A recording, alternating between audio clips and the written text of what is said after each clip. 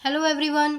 आज हम स्टार्ट करेंगे हमारी 9th क्लास का 5th chapter the fundamental unit of life. ये हमारे बायोलॉजी का फर्स्ट चैप्टर है। इसके अंदर हम बहुत सारी चीज़ें पढ़ेंगे। हम इसके अंदर सेल के बारे में पढ़ेंगे और सेल के अंदर जितने भी बेसिक कंपोनेंट प्रेजेंट होते हैं उनके बारे में हम पढ़ेंगे, उनके फंक्शंस के बारे में पढ़ेंगे, उनके स्ट्रक्चर के बारे में पढ़ेंगे। देखो, सबसे पहले हम बात करते हैं इस बारे में कि सेल क्या होती है। जैसे एक घर को बनाने के लिए ईंट की ज़रूरत होती है, उसी प्रकार से किसी भी ऑर्गेनिज्म की बॉडी को बनाने के लिए सेल की ज़रूरत होती है। सेल जो होती है वो एक structural and functional unit of life है। स्ट्रक्चरल इसलिए क्योंकि सेल का कुछ ना कुछ स्ट्रक्चर होता है, और फंक्शनल इसलिए क्योंकि सेल कुछ ना कुछ फंक्शन करती है। सेल के अंदर जितनी भी ऑर्गेनलीज होती है, ऑर्गेनलीज मतलब सेल के जो कंपोनेंट्स है, सेल के अंदर जो भी प्रेजेंट होता है वो सब कुछ ना कुछ फंक्शन करते हैं, जिससे हमारी जो लाइफ प्रोसेस है, मतलब हमारी जितनी भी एक्टिविटीज़ होती हैं लाइफ के अंदर, वो कामयाब हो पाती हैं। देखो, cell is the basic structural and fundamental unit of life. Cell was discovered by Robert Hooke. Cell जो है उसने रॉबर्ट हुक ने सेल को डिस्कवर किया था in 1665। He observed the thin slice of cork. उसने कॉर्क की एक थिन स्लाइस ली। कॉर्क जो ट्रंक होता है, जो लार्ज ट्रीज के जो स्टेम होते हैं उनके बाहर वाला रीजन होता है, उसको कॉर्क बोलते हैं हम। The bark of a tree, जो पेड़ की छाल होती है, उसने उसका टुकड़ा लिया। एंड फाउंड लिटिल रूम्स, और उसने अपने खुद के माइक्रोस्कोप में, जो माइक्रोस्कोप उसने खुद बनाया था, उसके अंदर जब उसने नोटिस किया तो उसको छोटे छोटे रूम्स मिले। जैसे घर के अंदर छोटे छोटे कमरे होते हैं, ईंटों से बने हुए छोटे छोटे कमरे होते हैं, तो उस प्रकार का स्ट्रक्चर उसे उस माइक्रोस्कोप में नज़र आया। In the structure of honeycomb, जैसे हनी का छत्ता होता है, उस प्रकार का स्ट्रक्चर उसे दिखाई दिया। Later on they were known as cells, और बाद में वहाँ उसने बता दिया कि इन्हें हम सेल्स बोलते हैं। Cell theory was proposed by J.M. Schleiden and T Schwann. जो सेल थ्योरी है वो दो साइंटिस्ट ने दी थी। एक साइंटिस्ट का नाम था शिल्डन एंड एक का नाम था सेक्वान। तो जो शिल्डन थे उन्होंने प्लांट सेल के बारे में बताया था, और जो सेक्वान थे उन्होंने एनिमल सेल के बारे में बताया था।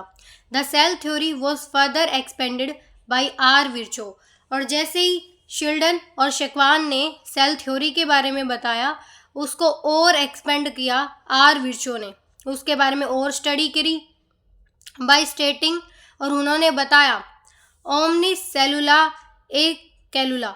इसका मतलब होता है all cells arise from pre existing cells, कि जितनी भी सेल्स है वो जो पहले से एग्जिस्ट कर रही सेल है उससे अराइज होती है। इसका मतलब ये है कि जो एक सेल है वो बाद में डिवाइड करके और सेल बनाती हैं, फिर वो और जो सेल बनी है वो डिवाइड करके और सेल बनाएंगी। इस प्रकार से पूरी ऑर्गेनिज्म की फॉर्मेशन हो जाती है। परक्यूंजर इन 1839 coined the term for the fluid substance of the cell protoplasm. Purkinje ने प्रोटोप्लाज्म के बारे में बताया था। सेल के अंदर जितना भी लिविंग कंटेंट होता है उस सभी को हम प्रोटोप्लाज्म बोलते हैं। The scientist Robert Brown discovered the nucleus of the cell. हमारी सेल के अंदर एक छोटा सा स्फेरिकल स्ट्रक्चर होता है जिसको हम बोलते हैं न्यूक्लियस। रॉबर्ट ब्राउन ने न्यूक्लियस की डिस्कवरी करी थी। अब देखो, जो ऑर्गेनिज्म होते हैं वो टू टाइप्स के होते हैं। एक तो होता है यूनिसेलुलर ऑर्गेनिज्म और दूसरा होता है मल्टीसेलुलर ऑर्गेनिज्म। यूनि का मतलब होता है वन और मल्टी का मतलब होता है मैनी। यूनिसेलुलर, इसका मतलब होता है वन सेल ऑर्गेनिज्म। ऐसे ऑर्गेनिज्म जो सिर्फ एक सेल से बनते हैं उसको बोलते हैं हम यूनिसेलुलर ऑर्गेनिज्म। देखिए, उसके अंदर क्या होता है, जितने भी सारे फंक्शंस हैं वो सभी एक सेल के द्वारा परफॉर्म होते हैं। A single cell may form a whole organism. उसमें जो एक सिंगल सेल है वो पूरा ऑर्गेनिज्म बना देती है, एज इन अमीबा। जैसे यूनिसेलुलर ऑर्गेनिज्म का एग्जाम्पल है अमीबा। अमीबा के अंदर ही सिंगल सेल होती है और वो जो सेल है वो सारे फंक्शन परफॉर्म करती है। पैरामीशियम एक स्लीपर लाइक स्ट्रक्चर होता है और ये भी यूनिसेलुलर ऑर्गेनिज्म है। क्लाइमाइडोमोनास ये एक प्रकार की ग्रीन एल्गी है एंड बैक्टीरिया ये सारे यूनिसेलुलर ऑर्गेनिज्म है। These are called unicellular organism. Second जो हमारे ऑर्गेनिज्म होते हैं वो होते हैं मल्टी सेलुलर। मल्टी का मतलब होता है मैनी, सेलुलर मीन्स सेल। तो ऐसे ऑर्गेनिज्म जो बहुत सारी सेल से मिलके बनते हैं उनको हम बोलते हैं मल्टी सेलुलर ऑर्गेनिज्म। देखिए एग्जाम्पल है इसमें फंजाई, प्लांट्स, एनिमल्स। फंजाई आपने सुना होगा, मशरूम एक फंजाई का एग्जाम्पल है। प्लांट्स और animals are multicellular organism. देखो हमारी जो बॉडी होती है ह्यूमन बींग्स वो सभी भी एनिमल्स में आते हैं। हमारी बॉडी भी बहुत सारी सेल से बनी है, प्लांट की बॉडी भी बहुत सारी सेल से बनती है। आर मल्टी सेलुलर ऑर्गेनिज्म, ये सारे मल्टी सेलुलर ऑर्गेनिज्म के एग्जाम्पल है। In multicellular organism division of labour is seen. Multicellular organism में डिवीजन ऑफ लेबर मिलता है। डिवीजन ऑफ लेबर का मतलब होता है जैसे काम बांट देना। अब यूनिसेलुलर ऑर्गेनिज्म में तो सारे जितने भी काम होते हैं वो सारे एक ही सेल करती है, लेकिन हमारी बॉडी में क्या होता है, जितने भी डिफरेंट टाइप ऑफ सेल्स हैं वो ग्रुप बना लेती है जिसे हम बोलते हैं टिश्यू। और फिर हर टिश्यू जो होता है वो अपना अलग अलग फंक्शन परफॉर्म करता है। जैसे जो लीवर की जो सेल्स होती हैं वो अपना बाइल जूस प्रोडक्शन में हेल्प करेंगी, स्टमक जो है वो डाइजेशन में हेल्प करेगा। ऐसे अलग अलग फंक्शंस अलग अलग सेल करती है और उसकी वजह से हमारा काम भी आसान हो जाता है। Shape and size of cells are related to the specific function they perform. जो भी सेल का साइज होता है और सेल की जो शेप होती है वो उसके ऊपर डिपेंड करता है कि वो किस प्रकार के फंक्शन करते हैं। Some cells like amoeba, amoeba का एग्जाम्पल दिया गया है इसमें, have changing shapes while in some case. जो अमीबा होता है वो अपनी शेप चेंज कर सकता है।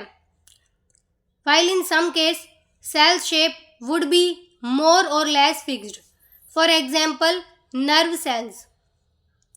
Every cell has a certain specific component within it known as cell organelle.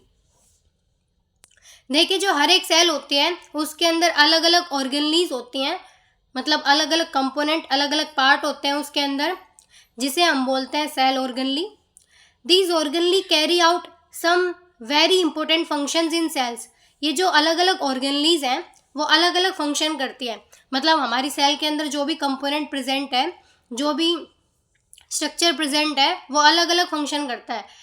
आपने पढ़ा भी होगा छोटे क्लासेस में, making new cell organelle, clearing up waste material. जैसे कुछ जो सेल ऑर्गेनली होती हैं वो तो नई सेल ऑर्गेनली बनाने में हेल्प करती हैं और कुछ वेस्ट मटेरियल को क्लियर करने में हेल्प करती है। जैसे आपने लाइसोसोम के बारे में पढ़ा होगा। देखो लाइसोसोम जो है वो मैं थोड़ा सा बता देती हूँ आपको इसके बारे में। जो लाइसोसोम है वो सिंगल मेम्ब्रेन बाउंडेड स्ट्रक्चर है। उसके अंदर बहुत सारे डाइजेस्टिव एंजाइम्स होते हैं।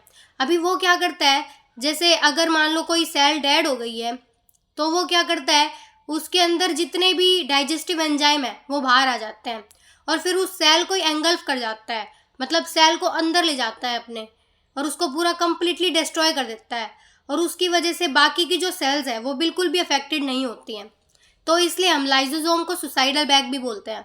देखो बाकी जितने भी ऑर्गेनलीज हैं, माइटोकॉन्ड्रिया, लाइसोसोम, एंडोप्लाज्मिक रेटिकुलम, उनकी हम अलग से एक एक करके स्टडी करेंगे। अभी हम बेसिक इंट्रोडक्शन देख रहे हैं। अब हम बात करते हैं सेल के स्ट्रक्चर के बारे में। स्ट्रक्चर आप समझते हो, स्ट्रक्चर का मतलब है कि वो कैसे दिखता है। Each cell is divided into 3 functional region. हर एक सेल जो होती है उसके 3 पार्ट्स होते हैं। फर्स्ट है plasma membrane, second nucleus, third cytoplasm. जो हमारी सेल होती है उसके बाहर जो मेम्ब्रेन होती है उसको हम बोलते हैं प्लाज्मा मेम्ब्रेन, और उसके अंदर एक स्फेरिकल स्ट्रक्चर जो प्रेजेंट होता है उसको हम बोलते हैं न्यूक्लियस। और सेल के अंदर जो फ्लूइड जो प्रेजेंट होता है उसको हम बोलते हैं साइटोप्लाज्म। तो देखिए सेल के अंदर साइटोप्लाज्म होता है और साइटोप्लाज्म के अंदर अलग अलग ऑर्गेनलीज होती हैं और एक बीच में होता है न्यूक्लियस। और जो प्लाज्मा मेम्ब्रेन है वो सेल की बाहर वाली कवरिंग होती है। जिसके थ्रू बहुत सारा मटेरियल जो होता है वो सेल के अंदर चला जाता है, सेल के बाहर चला जाता है। All activities inside and outside of cell are possible due to this features. और जितनी भी एक्टिविटीज़ होती है, चाहे वो सेल के अंदर हो चाहे वो सेल के बाहर हो, सब इन्हीं फीचर्स की वजह से होती है। ये तीनों जो है बहुत ही इम्पोर्टेंट है किसी भी सेल को चलाने के लिए। अब हम बात करेंगे प्लाज्मा मेम्ब्रेन के बारे में। It is the outermost covering of the cell. हमारी सेल की जो आउटर मोस्ट बाहर वाली जो कवरिंग होती है उसको हम बोलते हैं plasma membrane. It permits the entry and exit of some materials. इसका मतलब है कि सेल मेम्ब्रेन जो है वो परमिट करती है, अगर कोई मटेरियल है जिसको सेल के अंदर आना है या उसको सेल के बाहर जाना है, तो उसमें सेल मेम्ब्रेन जो होती है वो मदद करती है। So that it is called selectively permeable membrane. उसको हम सेलेक्टिवली परमेबल मेम्ब्रेन बोलते हैं। सेलेक्टिवली परमेबल मेम्ब्रेन का होता है, मेम्ब्रेन का मतलब होता है कि ये सिर्फ कुछ सेलेक्टिव जो चीज़ें हैं उन्हीं को अपने अंदर आने देगी और उन्हीं को अपनी बॉडी से बाहर जाने देगी, मतलब सेल से बाहर जाने देगी। दूसरा जो प्लाज्मा मेम्ब्रेन है हमारी, it helps in osmosis and diffusion. वो ऑस्मोसिस और डिफ्यूज़न में भी मदद करती है। ऑस्मोसिस का मतलब होता है किसी भी लिक्विड का हाई कंसंट्रेशन से लो कंसंट्रेशन की तरफ जाना एक मेम्ब्रेन के थ्रू।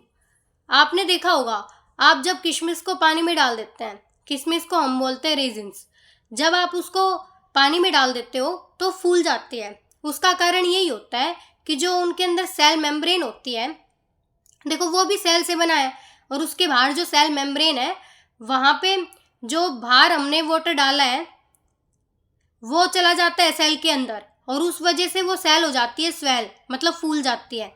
और आप देखते हो जब आप उसको नमक या पानी के सॉल्यूशन में डाल देते हो तो वहाँ में जितना भी पानी होता है सेल के अंदर वो बाहर निकल जाता है और सेल जो होती है हमारी श्रिंक हो जाती है, सिकुड़ जाती है बिल्कुल। तो इसको हम बोलते हैं ऑस्मोसिस। तो ऑस्मोसिस का सिंपल सा मतलब होता है किसी भी लिक्विड मॉलिक्यूल का हाई कंसंट्रेशन से लो कंसंट्रेशन की तरफ जाना। एंड डिफ्यूज़न, देखो जो डिफ्यूज़न होता है वो होता है हमारे गैसेस के केस में होता है। इसमें भी सेम चीज़ होती है, इसमें भी जो मॉलिक्यूल्स हैं हमारे गैसेस के वो हाई कंसंट्रेशन से और लो कंसंट्रेशन की तरफ चले जाते हैं। लेकिन अब इनमें देखो फ़र्क सिर्फ इतना है कि ऑस्मोसिस में जब ये ट्रांसफ़र होता है तब एक बीच में प्लाज्मा मेम्ब्रेन होती है, लेकिन डिफ्यूज़न में कोई मेम्ब्रेन नहीं होती है। ऑस्मोसिस का मैंने आपको एग्जाम्पल दे दिया है, जिसमें जब हम किशमिश को पानी में डाल देते हैं तो फूल जाती है। अब डिफ्यूज़न का एग्जाम्पल मैं देती हूँ। आपने देखा होगा जब भी आप अगरबत्ती जलाते हैं, इंसेंस स्टिक जलाते हैं, तो उस टाइम पे क्या होता है कि जो भी खुशबू है वो पूरे कमरे में फैल जाती है। उसका कारण यही होता है कि जो गैसेस के जो पार्टिकल्स होते हैं वो एयर के पार्टिकल्स के साथ मिक्स कर जाते हैं और फिर बाद में हाई कंसंट्रेशन से और लो कंसंट्रेशन की तरफ में डिफ्यूज आता है। एक और एग्जांपल ले सकते हैं, आपकी मम्मी गरम गरम खाना बनाती है तो उसकी खुशबू बाहर तक चली जाती है, किचन से आपके कमरे तक आ जाती है। उसका कारण यही है कि उसके जो लिक्विड के जो पार्टिकल्स हैं, जो खाना बनता है, वेपर्स जो हैं जो सीटी निकलने के बाद निकलते हैं, वो अपने एयर के पार्टिकल्स में मिक्स हो जाते हैं और फिर हाई कंसंट्रेशन मतलब आपका किचन जहाँ पे आपका खाना बना है वहाँ से और आपके कमरे तक वो खुशबू चली जाती है। ठीक है। It is made up of lipids and protein. जो हमारी प्लाज्मा मेम्ब्रेन होती है, मतलब सेल के बाहर की जो मेम्ब्रेन होती है, वो लिपिड और प्रोटीन से मिलके बनती है। लिपिड्स जिसे हम फैट भी बोल सकते हैं। Diffusion, it is the movement of substance from high concentration to low concentration. मैंने अभी आपको बताया डिफ्यूजन का मतलब होता है किसी भी सब्सटेंस का हाई कंसंट्रेशन से, हाई कंसंट्रेशन मतलब जहाँ पे वो चीज़ ज़्यादा अमाउंट में प्रेजेंट है, टू लो कंसंट्रेशन, उसका लो कंसंट्रेशन में मूवमेंट। एग्जाम्पल है एक्सचेंज ऑफ CO2 और O2 विद एक्सटर्नल इन्वायरमेंट। अगला एग्जाम्पल है अगला हमारा है osmosis. It is the movement of water molecule from region of high concentration to low concentration. Osmosis का मतलब होता है जो वाटर मॉलिक्यूल्स हैं उनका मूवमेंट होता है हाई कंसंट्रेशन से लो कंसंट्रेशन की तरफ थ्रो सेमी परमेबल मेम्ब्रेन। लेकिन उनके बीच में सेमी परमेबल मेम्ब्रेन होती है, लेकिन डिफ्यूजन में किसी भी प्रकार की सेमी परमेबल मेम्ब्रेन नहीं होती। आगे का हम बाद में कंटिन्यू करेंगे। Thanks for watching.